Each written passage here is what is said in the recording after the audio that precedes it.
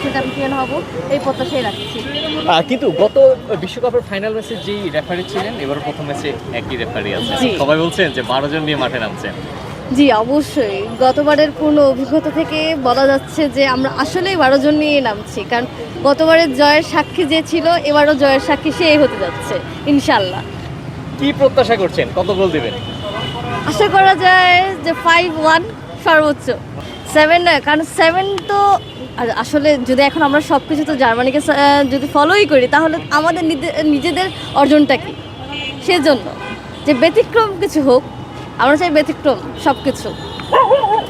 কিন্তু আপনারা তো কখনো 7টা গোল দিতে পারেননি, তারপরও কেন হচ্ছে জার্মানির ওইটাকে নিয়ে ব্রাজিল সমর্থকদেরকে কেমন চেষ্টা করে? আচ্ছা, এইটা না আর কি, ধরেন শত্রুর শত্রু আমার বন্ধু একটা সেন্টেন্স আছে না, কিছুটা ধরেন এইরকমই যে আমরা বাঙালিরা মূলত ব্রাজিল এবং আর্জেন্টিনা এই দুইটা গোত্রকে নিয়ে কিন্তু থাকি, দুইটা দলকে নিয়ে।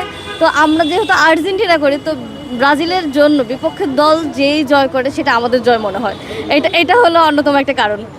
আমরা সপরিবারের সকলেই আর্জেন্টিনার সমর্থক। কেউ কি ব্রাজিল নেই? না, ব্রাজিল তেমন কেউ নাই। ঝগড়া হচ্ছে না ব্রাজিল নিয়ে? না, ফ্রেন্ডদের সাথে হচ্ছে, বাট পরিবারের সাথে হচ্ছে না।